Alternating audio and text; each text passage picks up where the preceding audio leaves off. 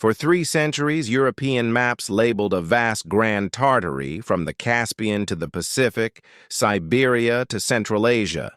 French, Dutch, German, different hands, same dominion, often split into independent Chinese and Russian Tartary. Not a doodle, not a footnote. A region, as record. Then in the 19th century, the label vanished. Atlases dropped it.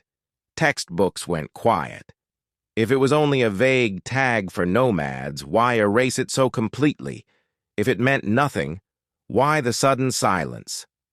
As the name faded, another spectacle rose. In the late 19th and early 20th centuries, immense buildings appeared with startling speed. Palaces, stations, exhibition halls, stone-heavy city centers crowned with domes and colonnades. The timelines strained belief. San Francisco burned in 1906. Within years, grand structures and polished facades stood where rubble lay. Materials, craftsmen, logistics, what should have taken decades took a handful of years. Chicago, 1893.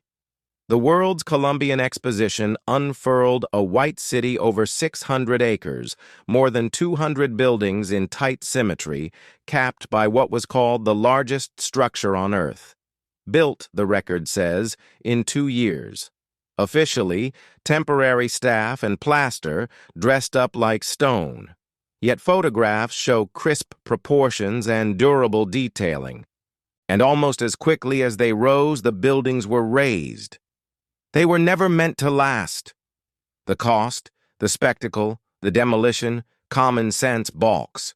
Tartaria theorists drew a line.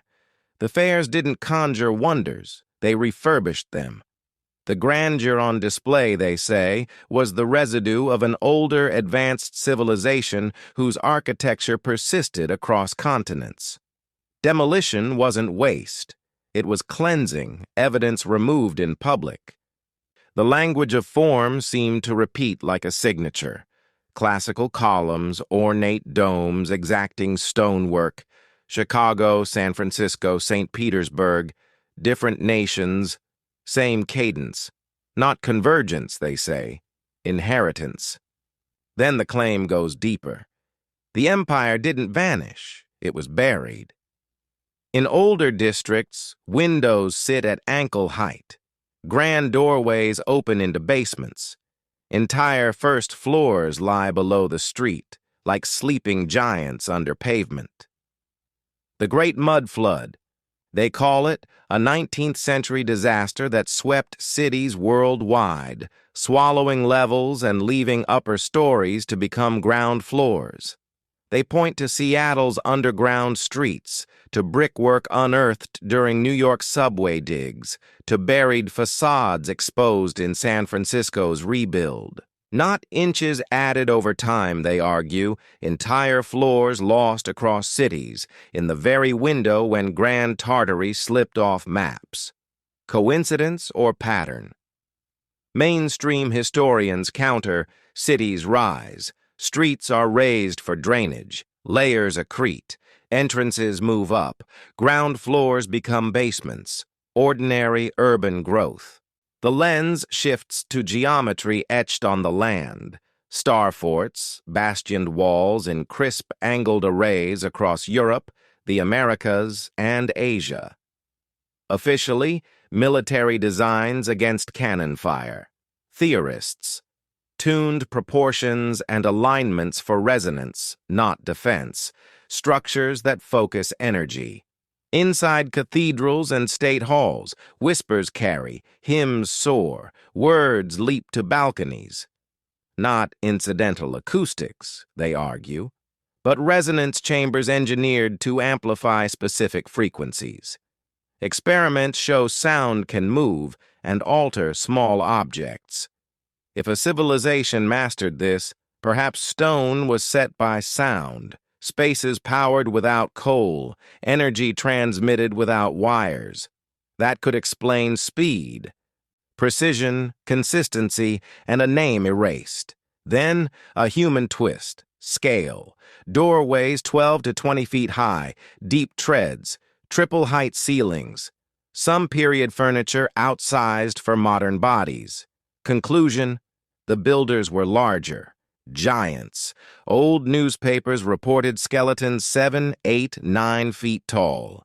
The Smithsonian appears in some accounts as recipient, none on display. To believers, not an oversight, a removal. Historians call it misreporting and myth. Yet legends of giants, titans, Nephilim, Norse warriors, indigenous American stories persist. Echo or memory?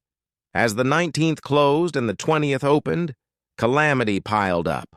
The Great Chicago Fire, the 1906 San Francisco Quake, World War, pandemic, another war.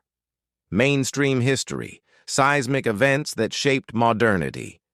Tartaria theory, a coordinated purge, fire, quake, and conflict targeting monuments and memory.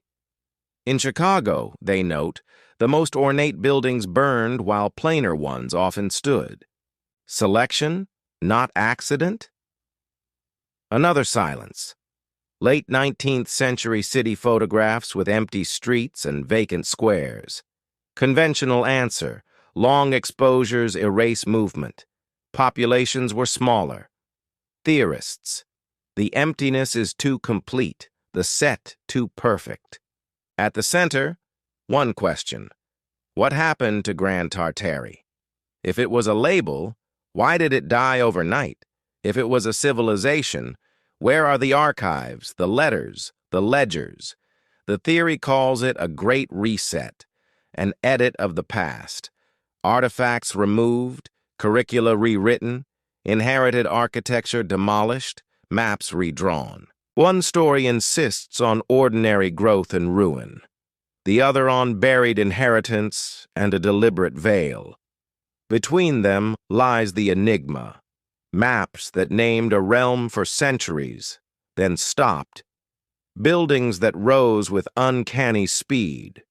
Basements that look like first floors, star forts tracing perfect geometry, acoustics that feel engineered, legends that won't die, fires and quakes that erase what words cannot.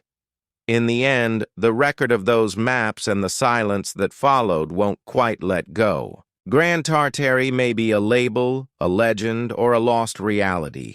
Its disappearance remains a provocative vanishing act, and somewhere beneath stone and street and story, answers may wait.